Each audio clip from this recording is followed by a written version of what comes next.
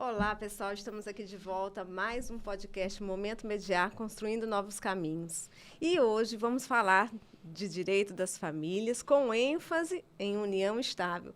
Vamos navegar sobre esse universo de possibilidades ou não de construção de conflitos, como que a gente pode evitar um conflito, o que é união estável, quais são os efeitos na sociedade das pessoas, né, que estão se relacionando sem a chancela do Estado por meio do casamento.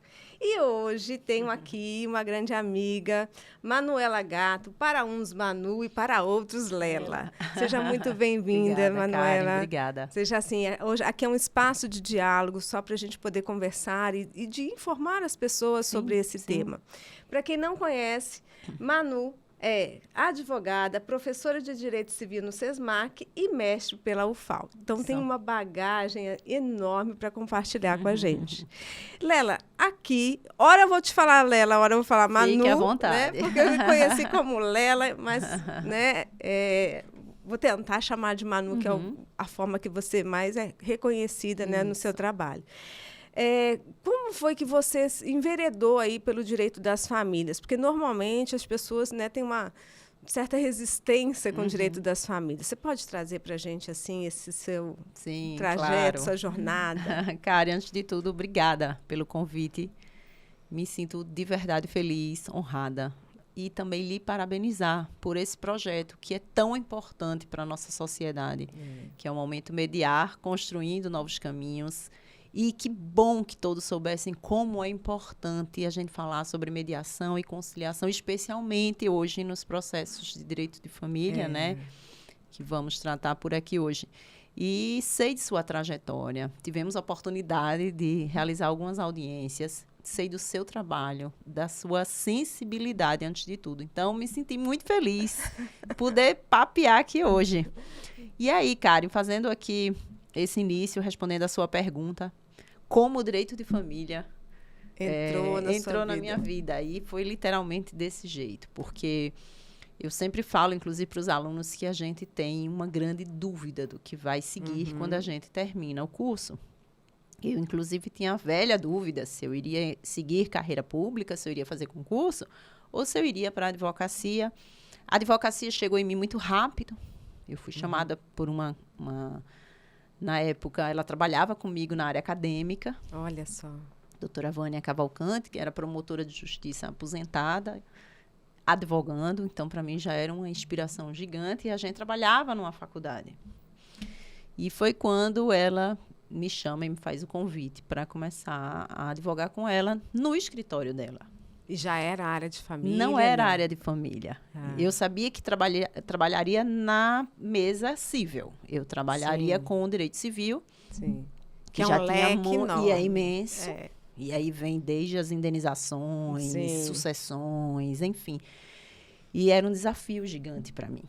Paralelamente, eu estava fazendo, inclusive, fazendo uma pós de psicologia jurídica. Não sabia eu quanto isso iria me ajudar, né?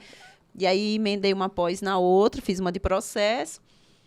E o mestrado foi no direito privado, apesar de ser um mestrado em direito público, mas eu puxei a temática para o direito privado porque estava já completamente envolta nos processos cíveis. E lá, dentro do escritório, naturalmente, escritório civil, chegam demandas de família. Sim. E eu percebia que todo mundo corria.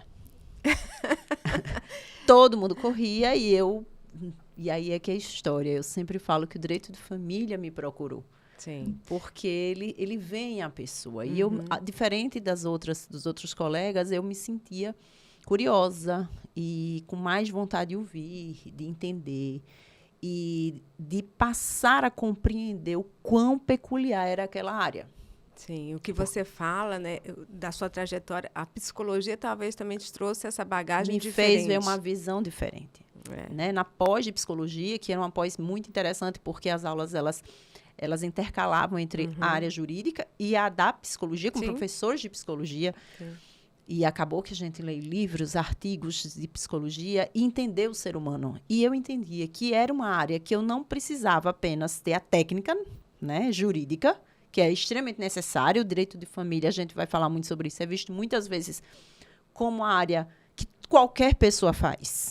E não é E que não é assim. Não. E que ela é vista por memes. Hoje, em rede social, a gente vê o direito de família visto com chacota, com brincadeiras. E, pelo contrário, as pessoas, quando chegam ao escritório para tratar de uma demanda familiar, elas chegam carregadas de emoções, de dores, de conflitos, de mágoas. E elas esperam ali um profissional que a entenda. Exatamente. E que não crie um padrão, como se estivesse trabalhando com um produto dentro de uma caixinha em que existe um caminho único para se resolver. Não é assim. Não, cada família tem sua singularidade. Tem sua história. Exatamente.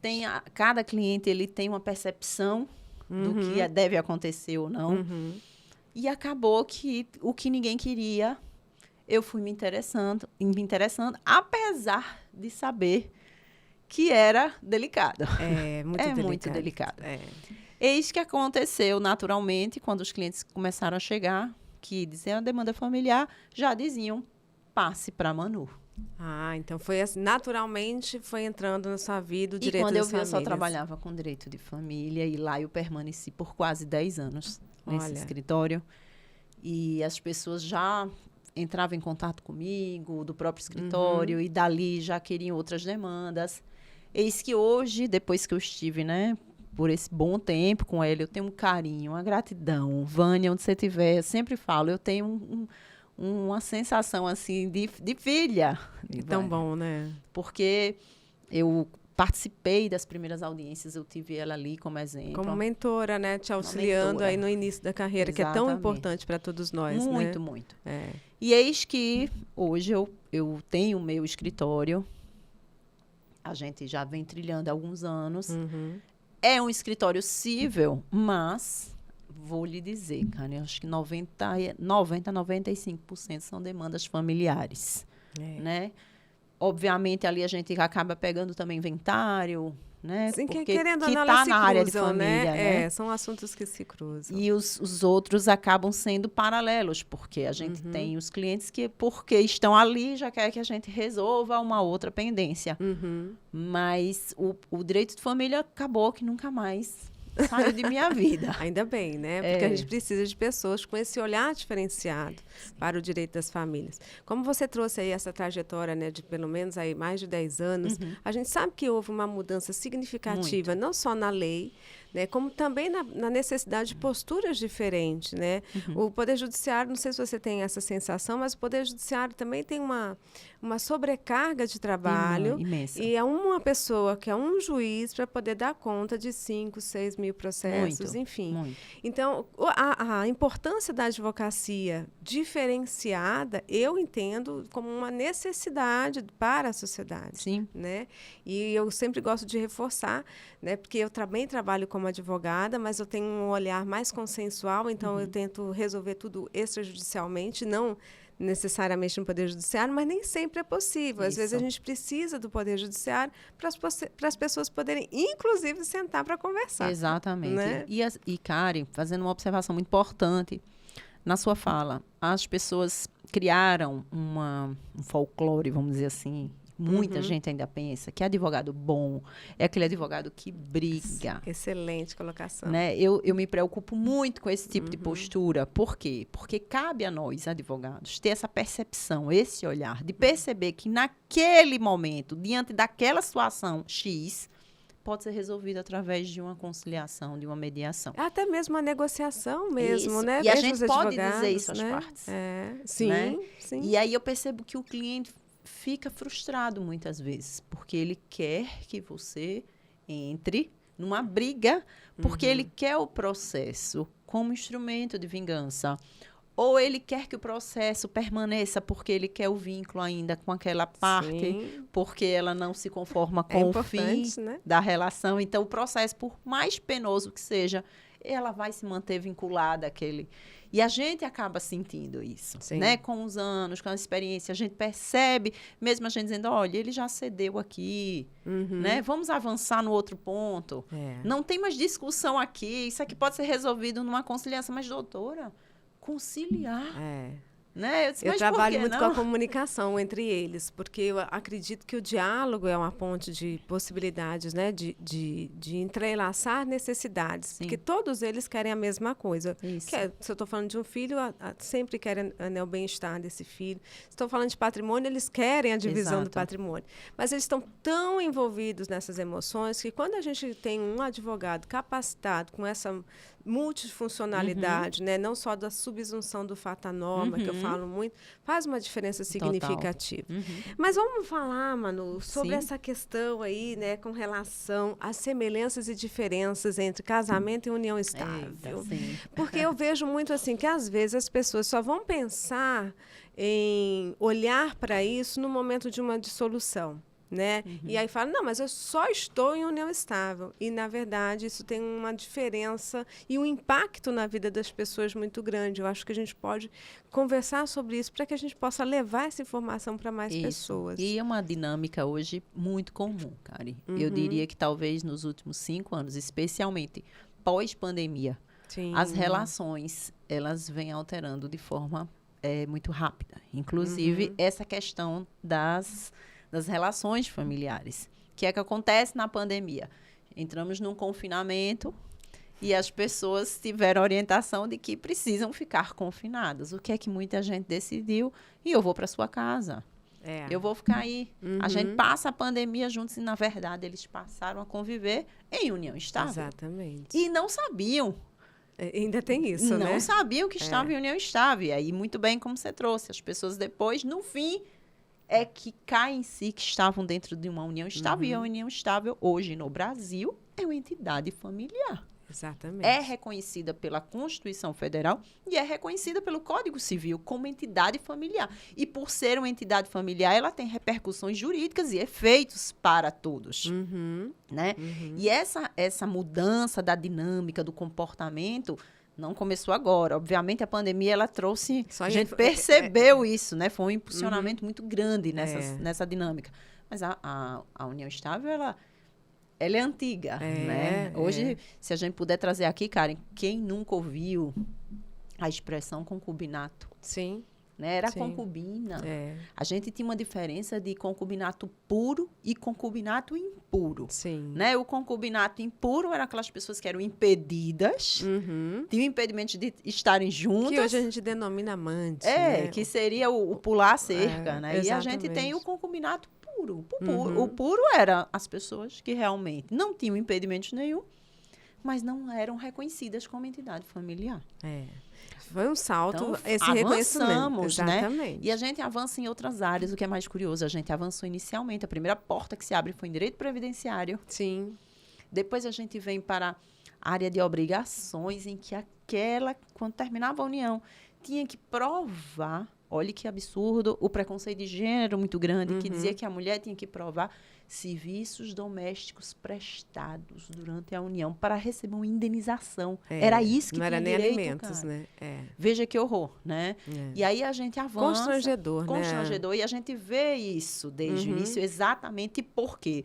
Porque no Brasil tínhamos apenas o casamento como entidade familiar. Sim. E o casamento tem um fundo também, não só cultural, mas religioso. Exatamente. E essa carga também traz um reflexo. Isso traz isso para as pessoas. Então, o que não fosse casamento não era reconhecido. Sim. Eis que avançamos, né? O direito deve acompanhar a sociedade, e eis que chega a Constituição lá, no artigo 227, 226, e traz o reconhecimento da união estável, e depois o Código Civil também vem de forma tímida, mas ele trouxe, né? Reconheceu e a gente teve a chegada da união estável, que trouxe muitas dúvidas. Até hoje, né? Até muitas dúvidas. As pessoas, às vezes, exatamente... o que é a diferença do casamento? O casamento, você tem um marco inicial formal.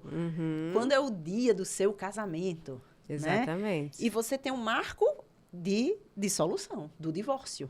Exato. Então, o casamento, ele tem marcos iniciais e finais muito bem definidos. Isso facilita em quê, mano? Isso facilita, possivelmente, na questão de bens. Lá no divórcio, a gente sabe quando é que iniciou ali a constituição dos bens durante a união. Exatamente. E na união estável. Que é aquele momento em que a pessoa assim, vem aqui, tá namorando. E aí começa, vem aqui para casa. Daqui a pouco tem 15 dias, a pessoa já entrega a chave para o outro. E assim, o que eu vejo, às vezes, as pessoas elas não têm a data. A data que se comemora o início da união estável é a data do namoro. Porque eles não conseguem ter esse marco visualizar, inicial. né? Aí isso tudo confunde no final, principalmente no impacto relativo ao direito patrimonial. Exatamente. Né? Então, isso é que é o difícil. E né? é isso, exatamente, porque a dinâmica da união estável ela é muito mais fluida, né? As Sim. pessoas começam, em Sim. tese, namorando. Sim. E aí vai ficando na casa do outro, né? Vai ficando. E veja, chegamos no momento, se a gente avançar para os dias de hoje, a gente tem decisões de tribunais que diz que a união estável não precisa nem coabitar mais. Ou seja, as pessoas vivem em união estável, mesmo morando em E hoje a gente ainda tem um namoro qualificado. Namoro qualificado. Aí vem uma segunda dúvida. Eu não sei se eu estou namorando. Ou se eu estou em união estável. Aí a doutrina fala por quê? Porque existe o namoro simples e existe o namoro qualificado. O namoro qualificado está com um pezinho na união estável. Exatamente. Existe um único requisito que diferencia os dois, né? Uhum. E se a gente puder avançar, Karen, até dizendo... Hoje, a dificuldade não é só o marco inicial e final, que isso tem muito, né, da união estável. Mas o que caracteriza, Manu? Essa é uma pergunta que sempre faz. O que faz com que eu diga, eu estou em união estável? E aí o Código Civil, quando chegou com o reconhecimento da união estável, traz requisitos objetivos. Sim. E o subjetivo. Esse subjetivo é que é o calcanhar de Aquiles É um de fio todos, de cabelo. né? É o que vai diferenciar. Os requisitos objetivos, o fato de ser público. Sim. Né? Que ser público. E hoje, com as redes sociais, essas relações estão muito mais evidentes. Antigamente, isso era mais difícil. Né? Então, ser público, tem uma relação duradoura, mas não se fala em tempo. Não. Então, a gente não tem um requisito mínimo para dizer assim, 2 anos, 5 anos. Não. E as pessoas se chocam, inclusive, quando Com falam, isso. não, mas é 5 anos. 5 anos. Porque Isso ficou muito tempo, né? Antigamente, a gente tinha um requisito aí dos tribunais, pelo menos 5 anos. Hoje não tem mais. Não.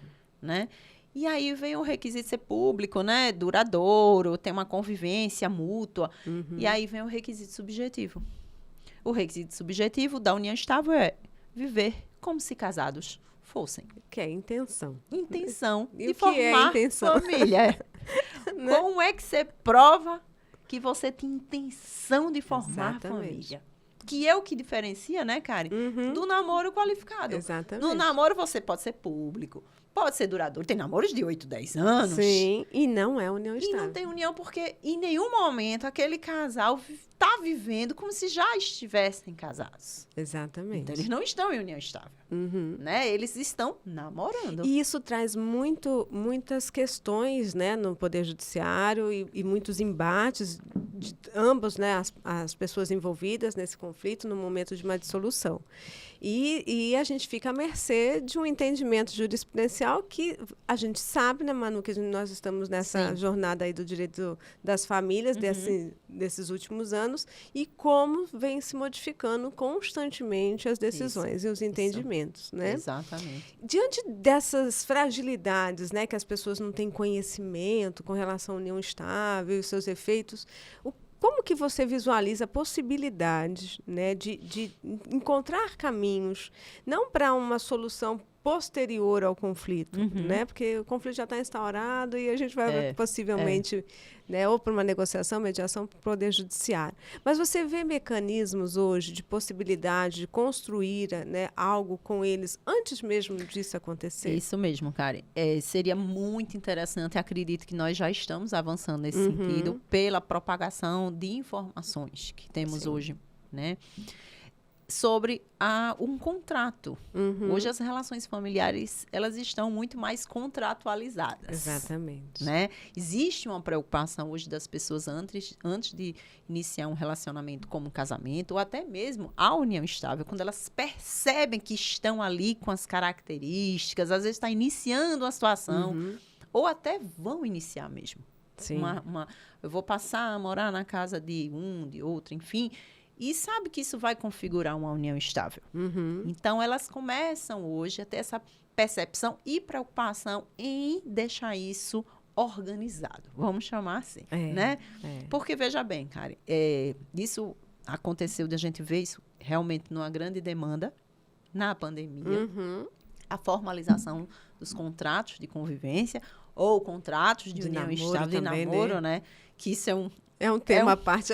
E é um ponto de muita divergência nos tribunais, né? Porque as pessoas, vejam, vamos começar por ele. O contrato de namoro vale, Manu? Porque as pessoas querem deixar por escrito que estão apenas namorando. Exatamente. Mas você vai observar, se levar isso numa mesa de audiência e os magistrados, o Ministério Público perceberem que ali existe uma relação familiar, por mais que esteja escrito que eles queriam dizer que estavam apenas namorando, o que vale é a relação fática. Mesmo porque a união estável é uma relação fática. Não, de fato. Independe de um documento. Exatamente. Não é um contrato que vai afastar. E, às vezes, o casal chega lá no escritório assim, a gente quer fazer um contrato de namoro porque a gente quer dizer, né, que estamos apenas aqui namorando.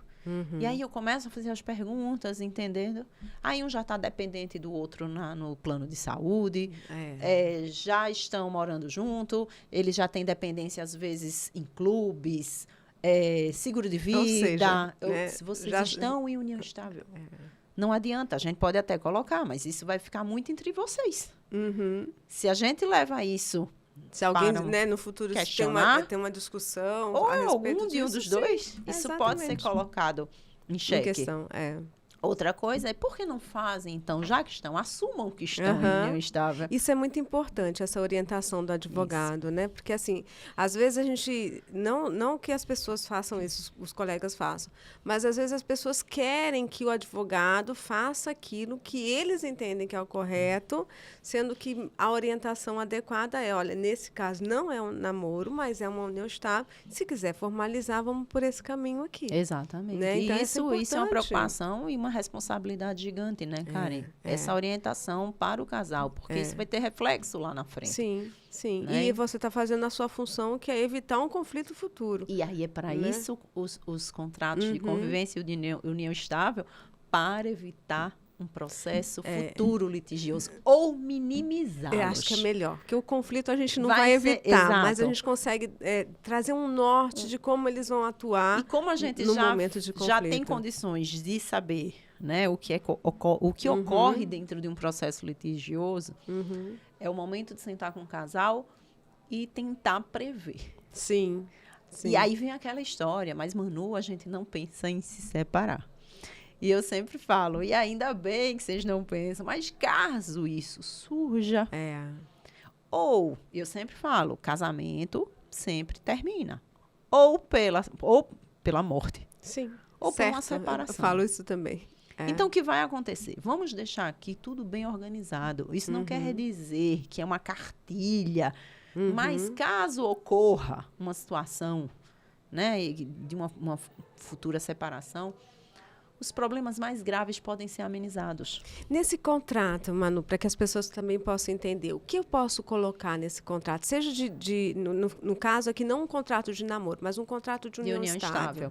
Então, Karen, hoje a gente tem a possibilidade de trabalhar não só questões patrimoniais, e aí entra, inclusive, a escolha do regime de bens.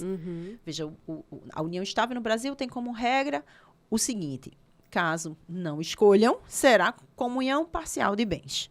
Certo. Ou seja, tudo que eles adquirirem de forma onerosa após a união, 50% para cada, metade. Mas no contrato a gente pode escolher. Eles podem escolher, inclusive, o regime de bens para um dos bens. Isso é importante. Isso é muito bom. Então, vamos lá. Vão iniciar uma união estável. E aí existe um bem, vamos chamar de Maria. Maria adquiriu um bem antes dessa união, de forma financiada. Ela vem pagando. E ela fala assim, eu queria continuar pagando, mas eu também queria... E vão entrar na união. E eu já tive a informação que pós-união, tudo que eu tiver pagando de forma financiada, ele vai partilhar. Mas eu gostaria, doutora, que esse apartamento ficasse blindado, sendo só meu, mesmo após a união. Então, para esse bem, eu quero um regime de bens na separação total de bens. Ótimo. Então, Excelente. a gente blinda esse bem. Ou seja, né? a gente tem a possibilidade de construir, né, um acordo que seja adequado para aquela Para família. aquela situação. Que é diferente da lei, que é uma régua geral para Para todo todo mundo. mundo. Né? E aí é dentro das características. Uhum. Então, por exemplo, a gente construiu um contrato de união estável recente, muito interessante, em que o casal decidiu que não querem ter filhos. Ok. E eles queriam que isso ficasse Acordado. É uma decisão do casal. Uhum. Né? Outro ponto, além da escolha do regime, de se tiverem filhos, como vai ser? Caso haja separação, pode deixar, inclusive, já determinado como será o valor de alimentos, o que é que cada um ficará responsável. Olha que interessante. Isso é muito bom. Isso é prevenção. E um ponto que vem ocorrendo muito, e a gente vai trazer, inclusive, essa questão recente que o Big Brother trouxe, as pessoas questionaram. Sim. Por exemplo, uma cláusula que a gente sempre pergunta, porque a gente vai construindo junto com o casal e perguntando, caso haja uma separação, será preferencialmente feita a tentativa de acordo. Olha só. Então, não pode nenhum dos dois inicialmente entrar no litigioso. Isso é fantástico para a família. Isso é muito porque bom. a família permanece. Isso. E a tentativa de tentar um acordo, por mais que seja um grande problema que a gente não pode prever, mas haverá uma tentativa inicial de acordo. Aí veja só por que a questão do Big Brother. O que acontece que muitos alunos em sala, Manu, foi um participante que está dentro da casa, a esposa ficou fora. Sim, aquele caso. Né? Tá. E aí o que acontece? Ela se sentindo traída diante, né, dentro dos olhos do Brasil, ela ingressa imediatamente com o pedido de divórcio, que a gente sabe que é possível. Hoje é. Ela faz o pedido de divórcio, independente da vontade dele. No entanto, se eles tivessem um contrato de união estável ou um contrato de convivência que tivesse dito que deveriam respeitar uma tentativa consensual, não quer dizer que eles vão se conciliar, mas a tentativa das cláusulas da dissolução tinha que ser consensual. Então, teria que aguardar a saída. Ou seja, né, um pacto pré-nupcial ou num contrato de convivência existe a possibilidade de evitar um processo judicial. Exatamente. Isso que você traz é muito importante, porque as pessoas elas acreditam que não existe possibilidade de você firmar um acordo para uma situação futura. Sim, né? Super possível. Então, ou seja, é a prevenção mesmo, né? A advocacia trabalhando com prevenção, e eu sempre falo, o conflito ele é inevitável. Sempre. Ele vai existir, nós somos pessoas diferentes, percebemos um mundo diferente e os conflitos vão surgir. Sim. Agora, eu não preciso pegar esse conflito e transformá-lo em uma disputa tão grande que chegue nas varas de família. E que muitas vezes, né, Karen, a gente percebe que é transferido para um terceiro julgar uma situação que os dois poderiam resolver conversando. Exatamente. E esse terceiro que julga, eu sempre falo, é muito importante. O juiz é importante, sim. né? Porém, ele vai pegar a régua máxima da lei. Só. Ele não vai olhar para as singularidades de cada família, porque não tem condições de fazer isso mesmo. Nem conseguiria, né? Karen. Não há. É uma pessoa para poder dar conta de todo o universo de processos que tem lá. Então, ter esse olhar dessa advocacia preventiva e também de uma advocacia humanizada, eu até acho interessante, né? Vou humanizar o humano, mas é mesmo. É me colocar presente na frente do outro para entender as necessidades daquele que está me solicitando um auxílio, né? Que o advogado é um ajudador, é um gestor de conflitos, na minha percepção, né?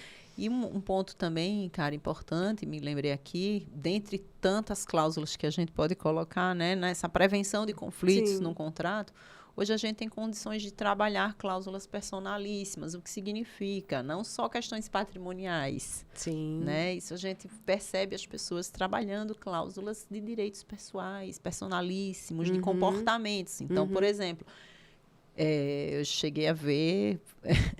Chega a ser engraçado em alguns momentos, mas quem é que vai ficar responsável para os afazeres domésticos ou a divisão de tarefas domésticas? É importante. Quem ficará responsável para pegar as crianças na escola? Né? Quem é responsável por uma situação fática A e B? Eles deixam isso organizado, sabe? Isso evita. É um diálogo prévio. né? E esse diálogo prévio, essas conversas difíceis, vamos assim dizer, né, antes mesmo dos conflitos começarem, porque elas estão voltados para uma união. Sim. Então, mesmo que seja uma conversa difícil, outra conversa que eu acho que às vezes as pessoas têm dificuldade é com relação financeira mesmo, Isso, né? isso. Então, se eu tenho possibilidade de ter um facilitador desse diálogo das pessoas, existe uma construção daquilo que eles entendem como necessário para aquela família. E nós estamos ultrapassando, não sei se você percebe isso, mas eu creio que sim, que eu te acompanho há muito tempo, né, o seu trabalho.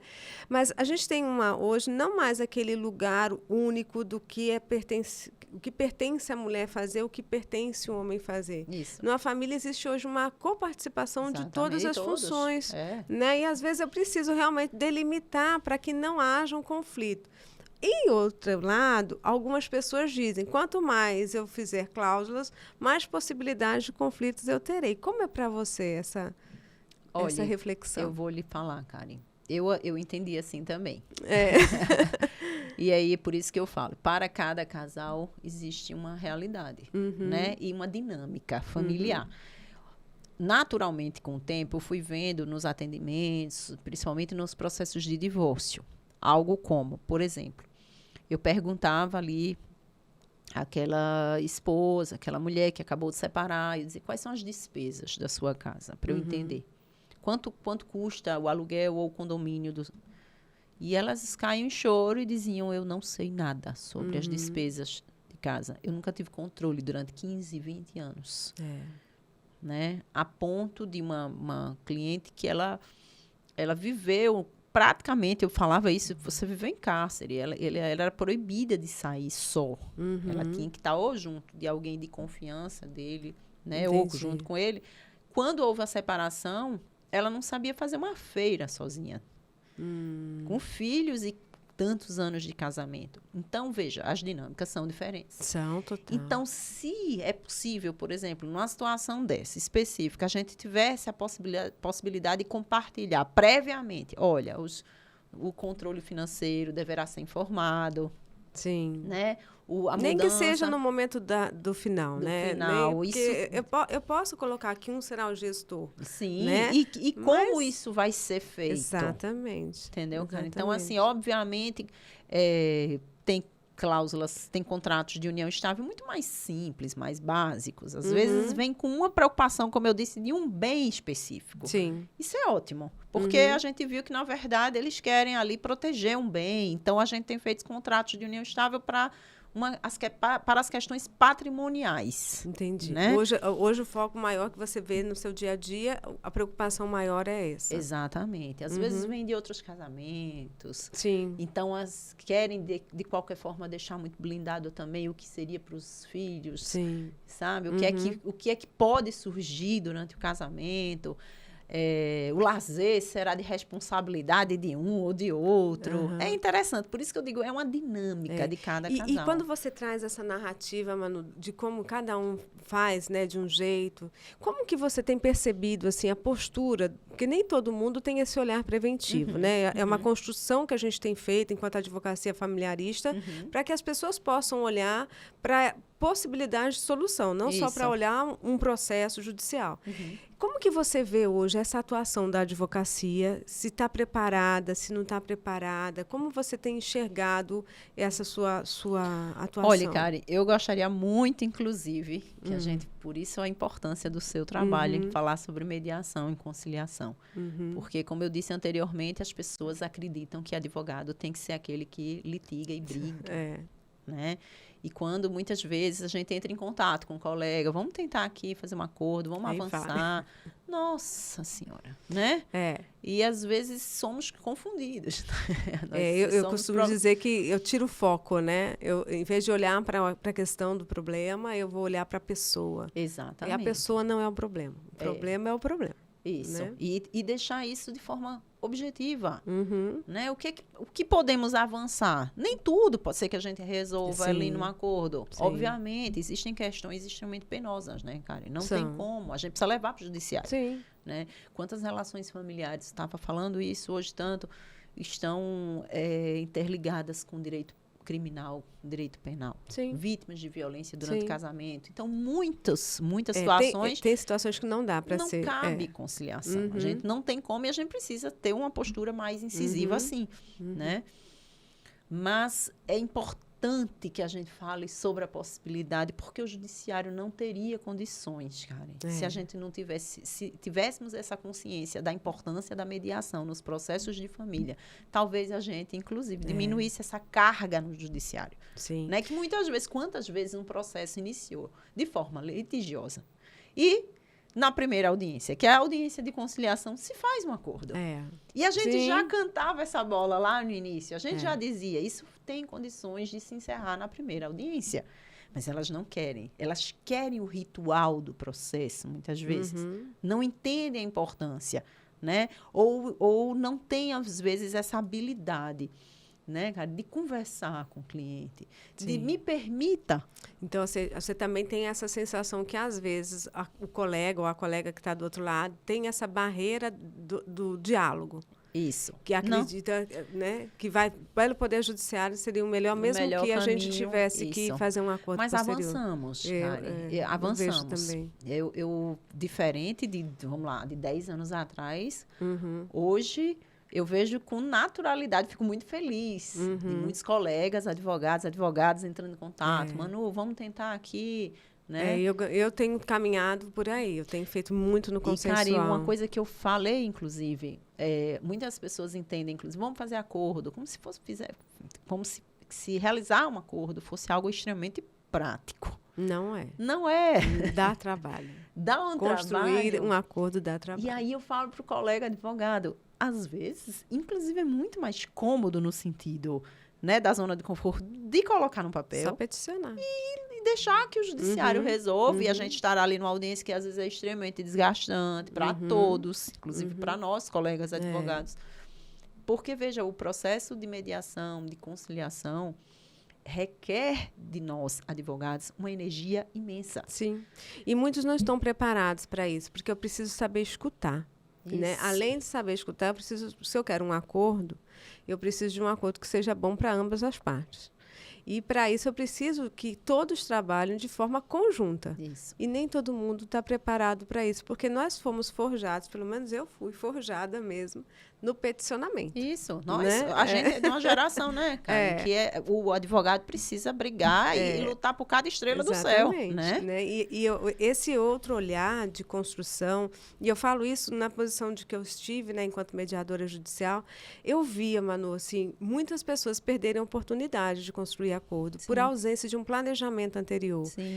Não ter, assim, um mínimo de noção do tipo de patrimônio que estava sendo levado para uma construção de partilha. Não tinha propostas. Então, assim, porque assim, as pessoas acreditam, no meu olhar, assim, que se eu te dou uma proposta, é como se eu não aceitasse uma modificação. E eu sempre digo, entre 8 e 80, tem 72 possibilidades de solução. Eu só preciso encontrar uma que encaixe para aquela família. Então, e essa energia o advogado precisa ter. Porque eu mesmo estou numa negociação agora, eu já estou na 4ª reunião com os clientes. Isso. Mas é necessário, faz porque parte. eu preciso escutar um, escutar outro para fazer aí um acordo. E mais, eu preciso também dar autonomia para o meu cliente. Não sei se você percebe isso, porque se a gente dá a solução também, nós, advogados, estamos num lugar... Passando pela frente, né? Exatamente. Cara, eu passei o último... Terminou agora, semana passada, eu fiz um post nas redes, obviamente, com a ética profissional de não divulgar, nem individualizar as partes, nem o caso, mas falando sobre o acordo. Foi um acordo que se iniciou em dezembro. Olha. Estávamos no recesso. Processo que já está no litigioso há anos, com filhos. Uma demanda que estava sangrando. Acho que a palavra era essa. Ninguém suportava mais, porque é um processo carregado de mágoas e uma instrução pesada. E eis que, entre colegas, advogados, entramos num consenso de conversar e tentar chegar num acordo. E aí, vem para cá, vai para lá, resolve, cede daqui, cede dali, avança, né? E eu aí, brinco que eu não gosto da palavra ceder. sim, verdade. Porque quando a gente fala ceder é porque alguém está perdendo. É verdade. Então a gente fala, encontra outras necessidades dentro daquele contexto. Sim, e a gente começa a ver possibilidades, alternativas. Exatamente. Que nem estavam em mesa. Exatamente. E aí criatividade. Durou, o quê? Quase 5 meses foram das tratativas. E, olha, não tinha nem ainda data de audiência. Olha só. Quanto tempo isso ainda ia perdurar no judiciário? É Quantos vida, anos? né? E aí a sensação que a gente teve quando construiu, que a gente mandou a minuta para um, para outro, que eles disseram, agora sim, a gente percebeu nos próprios clientes o alívio. Sim, é certo. E disseram, agora a gente encerra. Veja, obviamente eram pontos possíveis de acordo. Não existia. E quando a gente percebe que os mais delicados já estavam resolvidos, não tinha por que mais ficar segurando um processo. Mas às vezes a gente sente uma barreira do outro lado, e que não vem nem da pessoa, vem mesmo da advocacia. Sim, sim. Né? Talvez, não digo que não é preparada, mas que não tenha esse olhar para o direito das famílias, né? Isso. Porque eu mesmo não me sinto preparada para estar numa advocacia criminalista. Não. Ou, sei lá, tributário. Isso. Eu não sei nem para onde vai. Se eu for para lá, eu vou tentar atuar da forma que eu atuo. Pode ser que minha atuação seja ruim. E a gente tem alguns colegas que navegam pelo direito das famílias e que não têm esse olhar desse novo direito das famílias. Porque eu costumo dizer, Manu, que lá atrás, quando surgiu a lei do divórcio, eu tinha que atribuir culpa ao outro. E as nossas petições são carregadas de culpa, né? E isso fomenta muito mais o conflito do que elimina o conflito, né? Eu vou em busca de solução, mas eu fomento esse conflito. E ainda encontramos, né, Karina, nas sim, petições. Sim. O Estado não precisa mais saber sobre a razão e motivo do fim do relacionamento, mas percebemos ainda, e isso tem também uma violência de gênero gigante. E desnecessário. É uma exposição. Então, mais uma vez, a gente percebe o processo de família sendo tratado com desdém, sem observar, inclusive, esse novo formato dos processos de direito de família, que não exige mais, né, de quem foi o culpado, abandono do lar. Né? É uma corresponsabilidade, né, pelo fim do relacionamento. Né? Isso entristece, isso fragiliza. Né? As pessoas entendem, por isso que é tão importante que o direito de família seja visto com muita seriedade. Sim. Ele tem um rito especial. Ele tem um olhar, inclusive a própria formatação da petição. Cara, a gente vê, né, com os pontos muito bem divididos, ao invés de colocar aquele textão misturado, que é até difícil da gente entender, né, os pontos que precisam ser discutidos de forma isolada, né?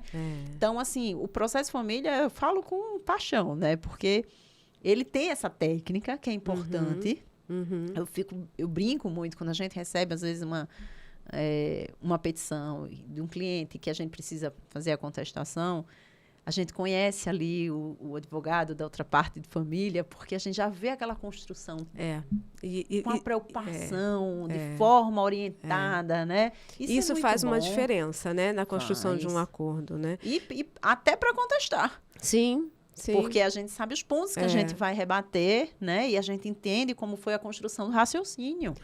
Eu lembro, assim, de várias audiências, as pessoas falaram assim, a senhora viu o que ele escreveu? Né? E aí lógico, não podia dar minha opinião, mas a gente sabe que o quanto que impacta demais, né? cara. Você você lê algo que a gente sabe que o advogado, ele precisa filtrar, né? Mas nem todo mundo filtra, às vezes, né? Vem o que foi dito. Enaltece. Então, assim, eu acredito muito numa mudança e eu já percebo essa mudança significativa, tanto é que hoje a grande maioria da minha atuação como advogada é na resolução, então a gente tem feito muito consenso. E vejo também os colegas comentando que hoje tem já essa abertura para o consenso. Mas a gente precisa fomentar, falar, dizer para as pessoas que isso existe. E eu queria saber de você, né? Quais são, assim, os maiores desafios que você tem visto com relação aí à união estável mesmo? Da união estável, especificamente. Ou do direito das né? famílias mesmo. Veja, cara, porque falou em desafio em direito das famílias, e vou lhe dizer, quem me conhece sabe, eu digo que são aqueles processos extremamente litigiosos em que presenciamos a violência, Sim. hoje muito comum, muito comum.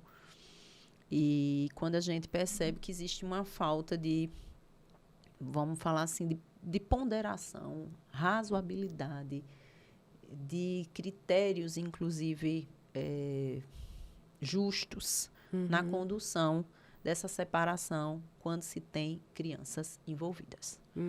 Isso, para mim, como advogada, é extremamente angustiante, né? Porque quando a gente está trabalhando com 2 adultos que terminaram uma relação e eles têm problemas a resolver, inclusive de espécie, né, de parâmetros patrimoniais, ok. É difícil, às vezes são sócios, são empresários, têm um patrimônio grande, ou têm dívidas. Isso requer um trabalho grande de nossa parte, inclusive. Temos parcerias com, inclusive, tributaristas, muitas vezes com advogados que trabalham na área empresarial para ajudar Às numa vezes precisa até de um contador para auxiliar, né? E é muito... E aí vem as perícias, é um processo realmente que demanda um tempo.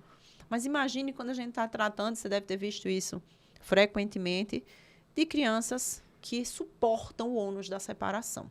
Que viram escudo, né? São escudos, são colocados como instrumento de vingança, né? E muitas vezes violentados porque eles não podem tomar partido, eles não podem manifestar um afeto pelo outro, né? E eu acho importante a participação da advogada nesse momento. Nós não somos terapeutas. Sim. Né? Então, a gente também tem que tomar muito cuidado com como a gente fala, porque eu mesmo não me sinto capacitada para auxiliar numa questão de emocional. Né? Lógico que a gente tem capacitação para as técnicas de comunicação e a gente tem aí outras habilidades, né? Que posso tratar das emoções. Ajudar, né? Mas é importante que o advogado também perceba que ele pode estar sendo utilizado como um mecanismo de vingança em um processo. Sim. Né? E auxiliar esse cliente a buscar ou um auxílio, né? Ou a perceber o que ele está fazendo, que é prejudicial. Porque a raiva cega. Isso. E nesses processos, não tem nem a percepção. Não tem. E por isso que é importante um advogado que consiga olhar, né, para isso quantas também. vezes, Karen, a gente no próprio atendimento, no primeiro encontro com o cliente, quando ele vai relatando o fim do relacionamento, vem contando qual é a situação que está atualmente, e aí os primeiros nuances do relato, a gente já percebe que existe ali uma criança que está sofrendo, né? De tantas vezes que a gente escuta, alguns comportamentos que elas apresentam começam a ficar comuns. Então, a gente tem as crises de ansiedade, as crianças extremamente ansiosas. Então, quantas vezes a gente diz, olha, nesse processo de separação é tão importante que ele seja acompanhado por um profissional. Porque o processo judicial não vai, né? E por si só precisaria. Eu sempre digo, veja, ele está vivenciando uma dinâmica que ele não gostaria, né? Então, ele não gostaria de ver... mas doutor, ele não gostava da violência que eu sofria. Isso, certíssimo. Mas ele também não gostaria de ver pais separados. Certamente. Então, ele gostaria de ver o que se apresenta como bonito, né? E o que é apresentado para ele no lúdico da criança. Exato. Que é um pai ou mãe que estão ali para cuidar dele. E o que não vem acontecendo porque eles estão tão envolvidos com mágoas, com processos, e aquela criança fica ali de escanteio. Então, elas sofrem, aí vem as dermatites, a gente escuta isso. Quando começa a dizer, porque ela está cheia de dermatite, porque está com tique nervoso.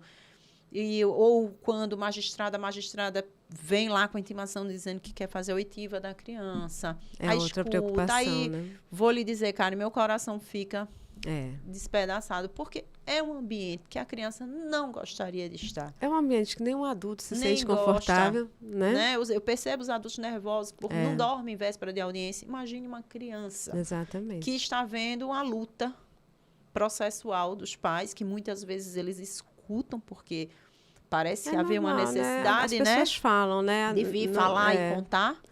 Né? E aí, imagine... Né? Eu brinco, é a escolha de Sofia, né? É dificílimo para uma criança ter que estar ali ela não precisa tomar Para mim partido. também é dos pontos mais assim desafiadores, dolorosos. Então, com criança, e aí eu nem falo, acho que passam por violência e abuso, sabe, Karen? Que são processos que são muito difíceis de encarar. E como que você percebe, Manu, possibilidade de mudança, né, para que a gente possa trazer uma forma de resolver mesmo esses conflitos assim? Como que você percebe soluções assim? Olha, veja só, hoje o judiciário, Karen, ele está abarrotado. Sim. Né? O judiciário, ele está... As nossas varas de família, assim... Está precisando criar mais varas, né? E aí sempre vem a ideia, e alguns cantos já possuem, já outros colegas falam também, eu levanto essa bandeira para a criação um dia, quem sabe, do Fórum do Direito das Famílias aqui no Estado. Né? E nesse fórum, né, com muito mais varas equipadas, inclusive daria oportunidade e possibilidades para os magistrados trabalharem com mais cuidado, né, com mais critérios nos processos de família, ter mais tempo para trabalhar naquele processo delicado, a escuta, né?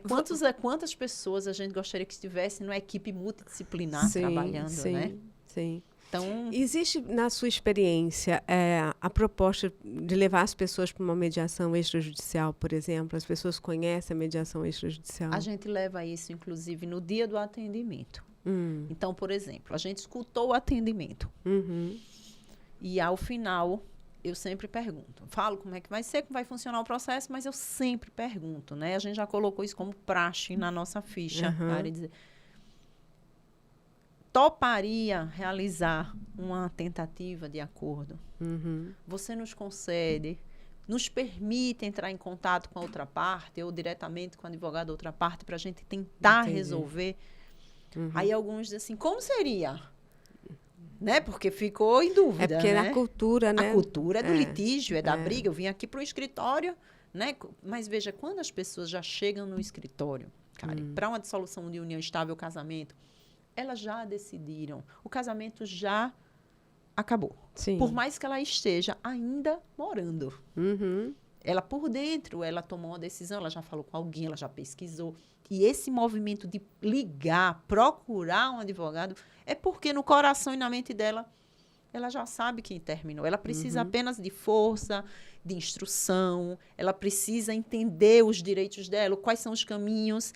E aí é nesse momento tão importante, além de você instruir, explicar como funciona um processo, quais são os direitos que ela tem, trazer a possibilidade de resolver de uma forma amigável. Veja, Dona Maria, vamos resolver isso de forma tranquila? Me permita.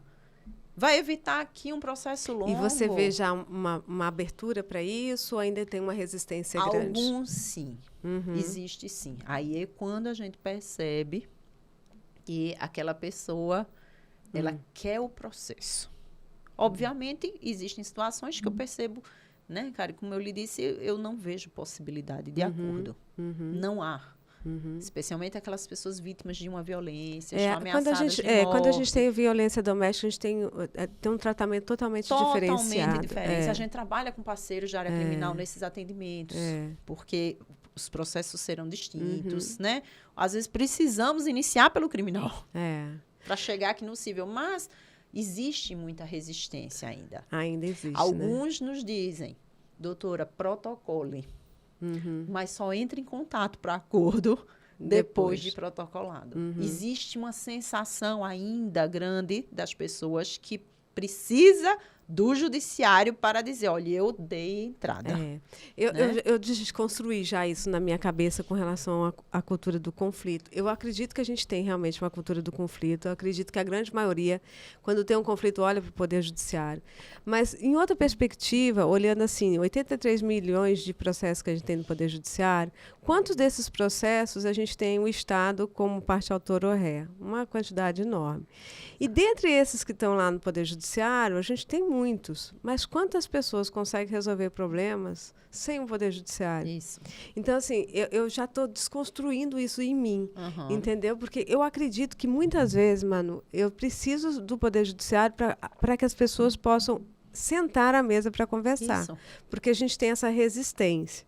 Mas, de outro lado, eu também tenho possibilidade, e tenho visto isso no meu dia a dia, a possibilidade de encontrar caminhos de solução, mesmo que fora do Poder Judiciário. Isso. E com a chancela dele, porque, obviamente, né, para quem não sabe, apesar da gente estar falando de união estável, que é algo extrajudicial, existe a possibilidade da gente fazer uma construção de um contrato. A gente pode resolver tudo na esfera extrajudicial. Sim. E chancelar ou no Poder Judiciário ou mesmo para uma escritura pública, se for permitido por lei, né? Então, eu vejo hoje essa mudança e tenho pensado muito nessa nossa força de dizer que a gente tem uma cultura do litígio. Eu acho que sim, mas eu me questiono se não. E deixo aí para que a gente possa pensar a respeito disso. E que cada um dos advogados e advogadas também faça uma autorreflexão. Sim, Como está sendo o meu perfil? Sim. Né? Mas eu vejo uma resistência. Eu hoje, né, estou como presidente da Comissão de Mediação e Arbitragem, eu vejo uma resistência muito grande na nossa categoria com relação à mediação, porque acreditam que só quer resolver, só quer, sei lá, advocacia da paz e amor. Mas não é a questão da advocacia da paz e do amor só. É uma advocacia voltada para a resolução. E desconstruindo aquilo que a gente foi habituado a acreditar que era o único mecanismo. Sim. E eu digo sempre, eu preciso do advogado beligerante também. Tem necessidade da existência dele. Sim. Mas existe uma grande quantidade de pessoas, eu acredito nisso, que conseguem resolver os seus problemas, independentemente de um poder judiciário, mas nunca com a ausência da advocacia, principalmente na seara de família. E eu falo isso, Manu, porque eu não sei se você tem visto o movimento do CNJ e do STF dizendo da desnecessidade do advogado nas audiências do SEJUSC, né? Seja pré-processual ou processual.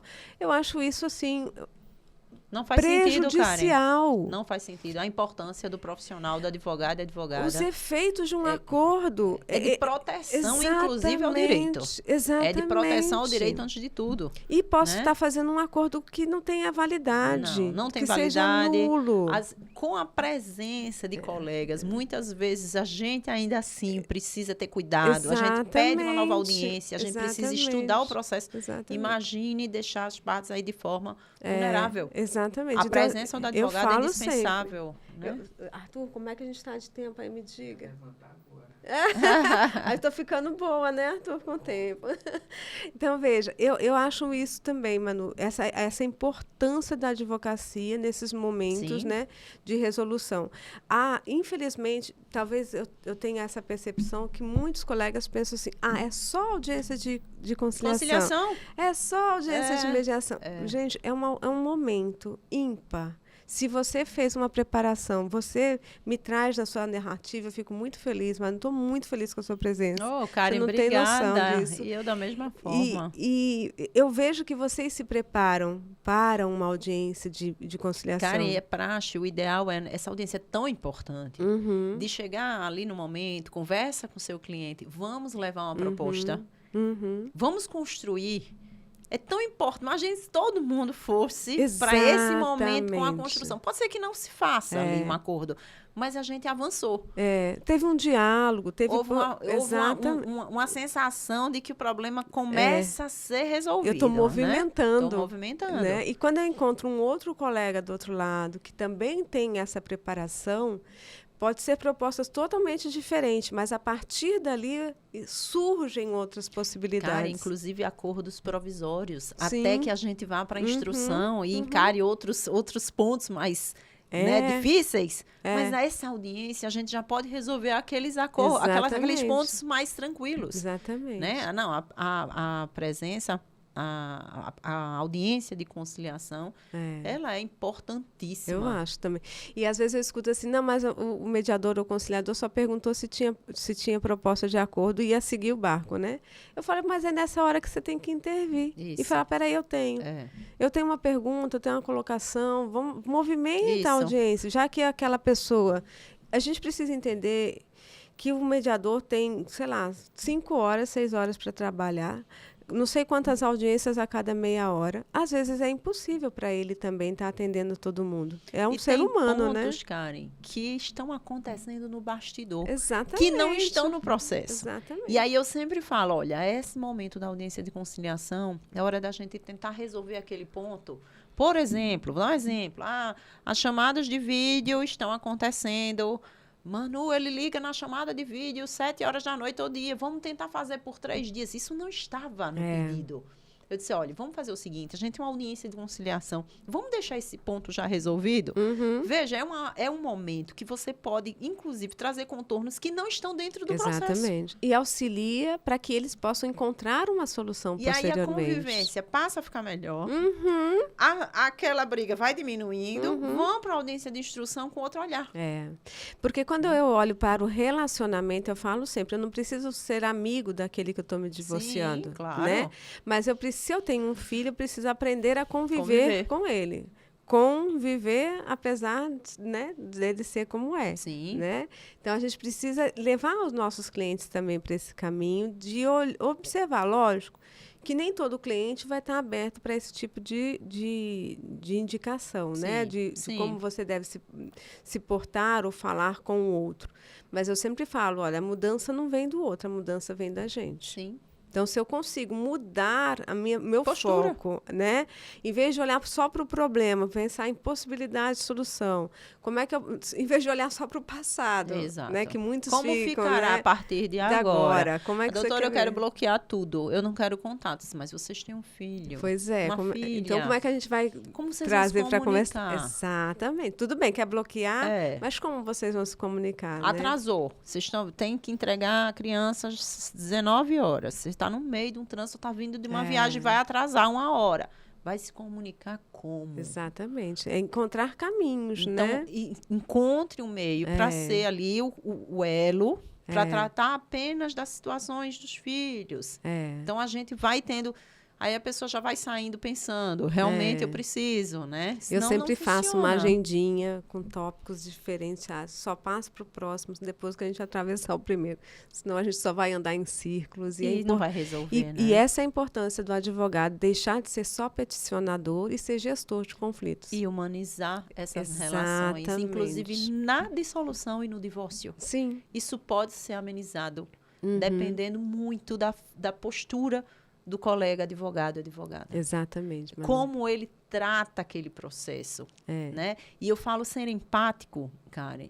O empático não é sentir a dor do outro, senão a gente não suportaria. Quantas vezes eu me coloco e a gente chega em casa extremamente acabado, exaustos.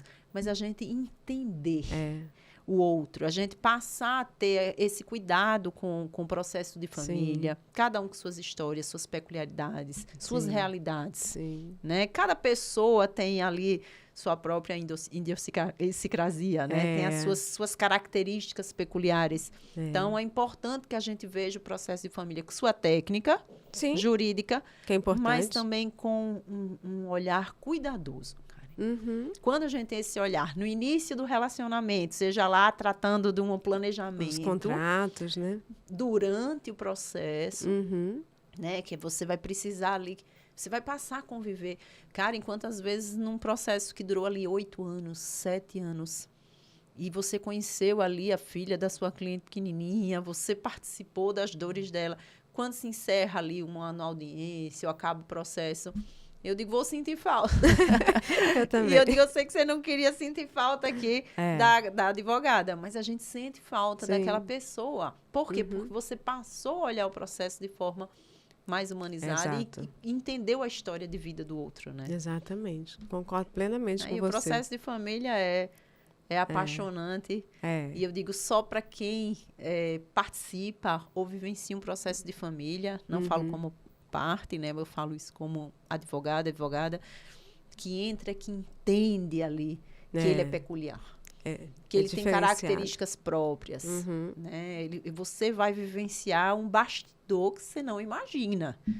Né? Com os áudios, com os relatos, a família inteira está envolvida. Você é a pessoa que talvez ele não quisesse conhecer. porque ele não queria estar diante de um advogado de família muitas vezes. Sim. Mas, ao mesmo tempo, talvez seja a pessoa que lhe abra ali o caminho para resolver a segunda parte da vida, né? E a gente também tem que desmistificar essa figura da advocacia como aquele que só está no momento do conflito, né? E essa advocacia que você trouxe, a advocacia preventiva, né? Antes do conflito existir, como é que vocês gostariam que essa família planejar, né, um planejamento familiar, um planejamento sucessório, enfim, hoje a gente tem mecanismos para isso, né? E para evitar todo esse caos. Exatamente. Que a gente vê então, depois. assim, eu vejo essa mudança muito claramente na nossa sociedade e eu fico muito feliz quando eu encontro colegas como você, Manu, e a gente tem muitos outros aqui no nosso estado. Conheço também de outros locais do Brasil. Então, assim, eu agradeço imensamente novamente sua presença. Eu gostaria de ficar aqui conversando com você mais tempo, mas a gente tem um tempo limitado aqui. E é isso, Manu. Se você quiser deixar um recado aí, a última mensagem, fique à vontade. Eu quero agradecer pelo convite. Falar do direito de família, para mim, é sempre maravilhoso, delicioso. Gosto mais, é a minha vivência diária, né? Eu falo muito, né? Em casa, minha mãe sempre fala assim, filho, isso é uma missão que você tem. Né? Talvez as pessoas nem imaginem né? Todo o bastidor que a gente tem atuando nos processos de família. Porque você escuta relatos difíceis, histórias difíceis, né? Mas eu peço muito sabedoria, sabe, cara? A Deus, antes de tudo, sabedoria para ajudar nas decisões, nos enfrentamentos, né? E sou muito feliz no que faço, que eu acho que isso é determinante. Não quer dizer que todos os dias eu esteja feliz, mas sou feliz na função que exerço. Eu acho que isso facilita. Porque não é fácil. Quando a gente faz com amor, exatamente, né, fica mais leve. Mas eu queria, inclusive, sempre falo isso, lhe parabenizar. Ai, gratidão. Propague muito sobre essa função que a gente pode exercer. Sim. Cada vez mais. E que eu não preciso encontrar um colega achando que ele é meu inimigo, né? Então, assim, eu acho que se a gente se unir, né, nessa percepção de que é possível uma solução, não importa a forma, como eu coloco, construindo caminhos. Pode ser... O ideal seria antes do processo, para não ter o afogamento, né, do Poder Judiciário. Mas, se não for possível, que a gente possa encontrar um caminho dentro do Poder Judiciário, mesmo construindo. Né? Mesmo que seja depois de uma sentença, enfim. Resolver conflitos, gente, falar de soluções é a qualquer tempo. Então, assim, procure sempre um profissional capacitado, que tenha esse olhar humanizado para poder te auxiliar aí na construção de um conflito que você está, né, aliás, uma construção de uma solução de um conflito que você está vivenciando. Manu, isso gratidão. Mesmo. Obrigada, viu, Tudo Karen? Tudo de bom e a gente vai se falando vamos por aí. Vamos sempre. Obrigada. Eu que agradeço.